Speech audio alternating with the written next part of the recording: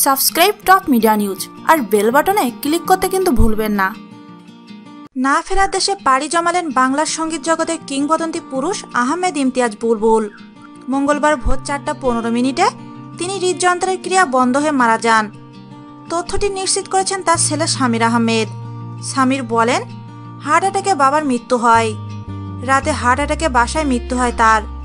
পরে তাকে চেকআপের জন্য মহাখালীর আয়েশা মেমোরিয়াল হাসপাতালে নিয়ে যাওয়া হয়। হাসপাতালে নেওয়া হলে কর্তব্যরত চিকিৎসক তাকে মৃত ঘোষণা করেন। হাসপাতাল থেকে তার মরদেহ বাড়িতে নেওয়া হয়েছে। কবে, কখন, কোথায় মরদেহ দাফন করা হবে সে বিষয়ে পরে জানানো হবে বলে তিনি জানান। তবে তিনি এখনই চাইছেন না সাংবাদিকরা এটা নিয়ে কিছু করুক। তিনি বলেন, আমরা চাইছি না এখনই সাংবাদিকরা আমাদের বাসায় ভিড় করুক। আমাদের কিছু প্রাইভেসি প্রয়োজন। সময় হলে আমি নিজ থেকে সব জানাবো। আহমেদ ইমতিয়াজ বুলবুল 1957 সালের 1 জানুয়ারি জন্মগ্রহণ করেন।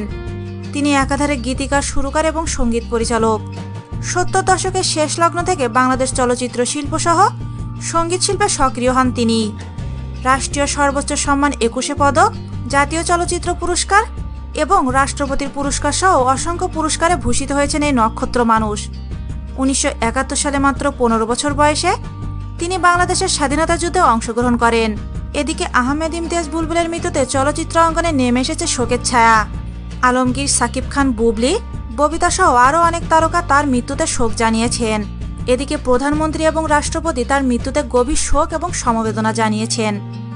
আমাদের এই ভিডিওটি যদি আপনাদের ভালো লেগে থাকে তাহলে প্লিজ সাবস্ক্রাইব করুন। লাইক, কমেন্ট এবং শেয়ার করতে কিন্তু ভুলবেন না।